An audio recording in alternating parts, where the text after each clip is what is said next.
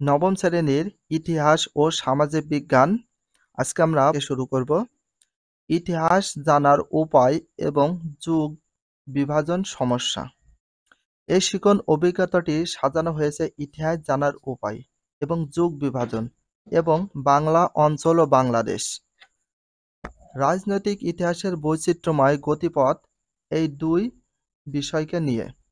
প্রথমে আমরা একটি ঐতিহাসিক ঘটনা পাঠ করে নিজেদের মতামত দেব। সহপাঠীদের মধ্যে একই ঘটনার বিভিন্ন মতামত সংগ্রহ করব। বইতে দেওয়া যে কোনো একটি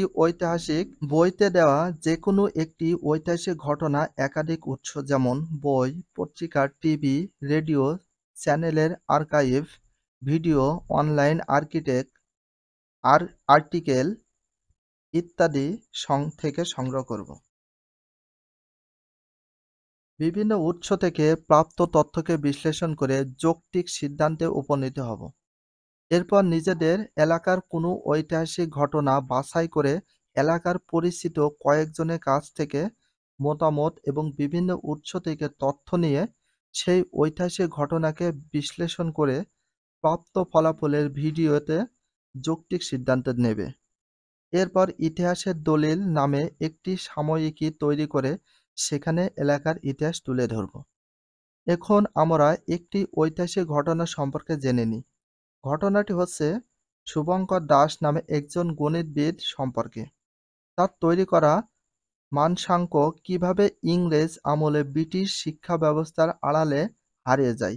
শুধু তাই নয়, তার নামে তৈরি প্রবাদ শুভঙ্করের ফাঁকি যুগ যুগ ধরে ভুলভাবে ব্যাখ্যা করা হয়েছে।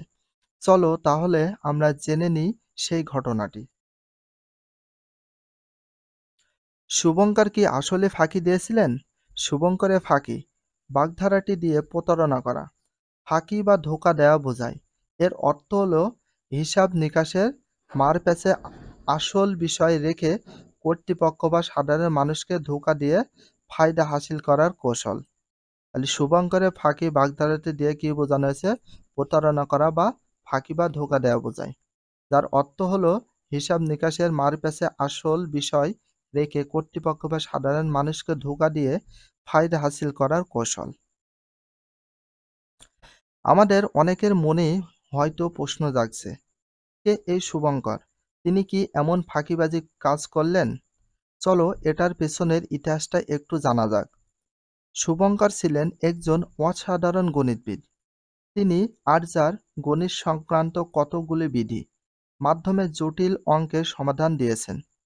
আগে ক্যালকুলেটর ছিল না। তিনি মানসাঙ্ক বা মুখে মুখে বড় বড় অঙ্ক কষার দক্ষ ছিলেন।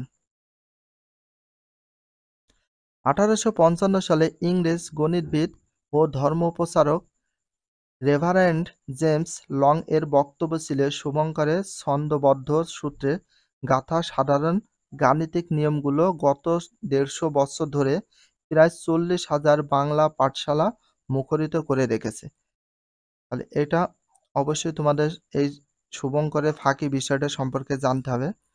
এত বড় মাপের একজন গণিতবিদকে নিয়ে তাহলে কারা এমন অপবাদ দিল, তা একটু পরেই আমরা জানতে পারবো।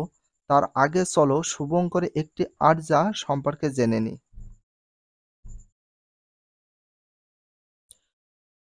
সরোবরে বিকশিত কমল নিকর, মধুলোভে এলো তথা অনেক ভ্রমর, প্রতি পদ্মে বসি ভ্রমর যুগল, অলিহীন রহে তবে একটি কোমল, এক এক ভ্রমর বসে প্রতিটি কমলে, বাকি রহে এক অলি শঙ্কা দেহ বলে। এর অর্থ, একটি জলাধারে কমল বা পদ্মা ফুল ফুটে আছে। সেখানে মধু সংগ্রহে কয়েকটি মৌমাছি বসল।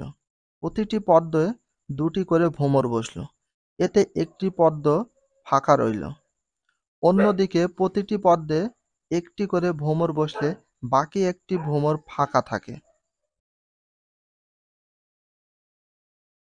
এই মানসাঙ্ক আধুনিক পদ্ধতিতে সমাধান করলে দাঁড়ায়, পদ্মা সংখ্যা এক্স এবং ভ্রমর সংখ্যা ওয়াই হলে তাহলে y equal to x minus one. এটা প্রথম সমীকরণ।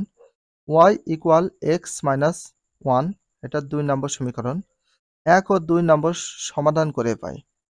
x equal 3, y equal 4। অর্থাৎ সরোবরে 3টি পদ্ম 4টি ভ্রমর ছিল। এভাবে তিনি ছন্দের তালে তালে গণিতের সমাধান করতেন। তার লেখা ৩৬ কারখানা নামক পুস্তক ২,০০০-এর মতো এরকম শ্লোক ছিল। ২,০০০-এর মতো শ্লোক ছিল।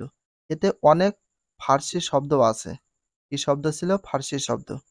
১৭৫৭ অব্দে পলাশী যুদ্ধের আগেও বাংলার ছাত্ররা শুভঙ্করে আরজা পড়ত বলে জানা যায়। কত সালে? ১৭৫৭ অব্দে, পলাশী যুদ্ধের আগেও। ইংরেজরা এই দেশ দখল করার পর ইংরেজি শিক্ষায় মোহগ্রস্ত শিক্ষিত ব্যক্তিগণ নিজ দেশের শিক্ষা ব্যবস্থার বিরুদ্ধে সোচ্চার হন।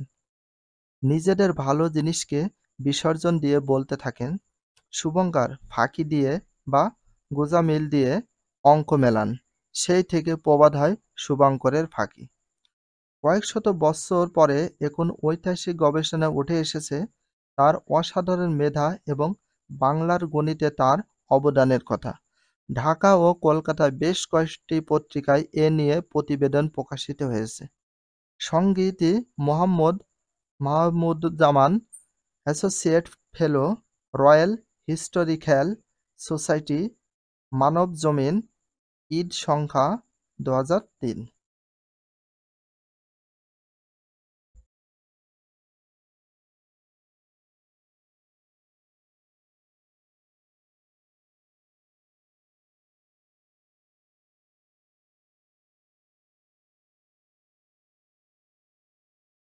অনুশীলনী কাজ ১। এখন আমরা উপরের ঘটনা সম্পর্কে নিজেদের মতামত লিখি। মতামত লেখা শেষ হয়ে গেলে নিজেদের মতামত বলি এবং সহপাঠীদের লেখা মতামত শুনি। এরপর নিজের মতামতের সঙ্গে সহপাঠীদের মতামতের মিল ও অমিল খুঁজি। ইতিহাস জানার উপায় ও যুগ বিভাজনের সমস্যা। আমরা খেয়াল করলে দেখব একই ঘটনা আমরা বিভিন্ন ব্যাখ্যা করে মতামত দিচ্ছি। তাছাড়া সত্যিকার ইতিহাস জানার জন্য লোকমুখে প্রচলিত কথার উপর নির্ভর করলে হয় না। বিভিন্ন লিখিত উৎস যেমন দলিল, দস্তাবেজ, বিভিন্ন ঐতিহাসিক বই, পত্রিকা ইত্যাদি থেকেও তথ্য সংগ্রহ করতে হয়। প্রকৃত ইতিহাস বর্ণনা বা ঘটনা সম্পর্কে তথ্য সংগ্রহ করার জন্য কিছু বিষয় লক্ষ্য রাখতে হয়। এই বিষয়ের বিস্তারিত জানার জন্য নিচের অংশটুকু পড়ে নিই।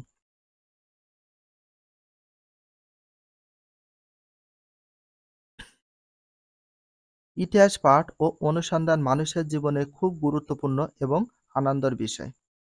ইতিহাসের পাঠ মানুষের অতীত অভিজ্ঞতা সম্পর্কে বস্তুনিষ্ঠ এবং যৌক্তিক সিদ্ধান্ত গ্রহণ করতে সহায়তা করে। অতীত না জানলে মানুষের কোনো বর্তমান থাকে না, আর মানুষের ভবিষ্যৎ তার অতীত কর্মকাণ্ডের উপর নির্ভর করে।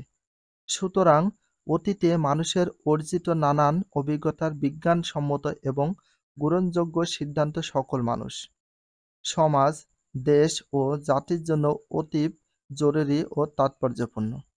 এই যে হাজার হাজার বছর ধরে আমাদের পূর্বসূরীরা এই পৃথিবীতে নানান চ্যালেঞ্জ বা প্রতিকূলতা মোকাবেলা করে টিকেছিলেন, তাদের সেসব অভিজ্ঞতা, নানান কাজকর্ম বা জীবনধারার ধারাবাহিক বর্ণনা যখন নির্ভরযোগ্য উৎস ও প্রমাণের ভিত্তিতেই যৌক্তিক বা বিজ্ঞানসম্মতভাবে জানা ও বোঝার চেষ্টা করা হয়, তখনই তাই ইতিহাস হয়ে ওঠে। মানুষ লক্ষ বৎসর ধরে কিভাবে পৃথিবীর বুকে নিজেদের অস্তিত্ব টিকে রেখেছে। কৃষি ও নগর বিপ্লব ঘটিয়েছে, ভাষা, সমাজ, সংস্কৃতি, ধর্ম উদ্ভাবন করেছে, রাজ্য রাষ্ট্র নির্মাণ করে বর্তমানে এসে পৌঁছেছে তার ইতিহাস নিয়মতান্ত্রিক পদ্ধতিতে অনুসন্ধান করে জানার প্রয়োজন। আর এই ইতিহাস যিনি নিয়ম মেনে অনুসন্ধান করবেন তিনি হলেন ইতিহাসবিদ।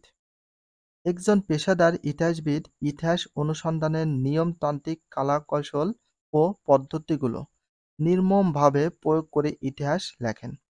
ইতিহাস অনুসন্ধান বা জানার নিয়মতান্ত্রিক উপায় অবলম্বন না করলে একজন মানুষ, একটি সমাজ, কোনো দেশ কিংবা জাতি দিগ্ভ্রান্ত আর বিভ্রান্ত হতে বাধ্য। ইতিহাস শব্দটি ব্যবহার করলে কি ইতিহাস হয়? ইতিহাস শব্দটি ব্যবহার করলে কি ইতিহাস হয়? না, হয় না। অনেক সময় মন গড়া কাহিনীকে ইতিহাস বলে চালিয়ে দেওয়া হয়। অনেক পেশাদার ইতিহাসবিদও নানান স্বার্থের কারণে এমন কাজ করতে পারেন। তাই কোনো একটা তথ্য, ঘটনা কিংবা কাহিনীকে ইতিহাস বলে দাবি করলে তা ইতিহাস হয়ে যায় না।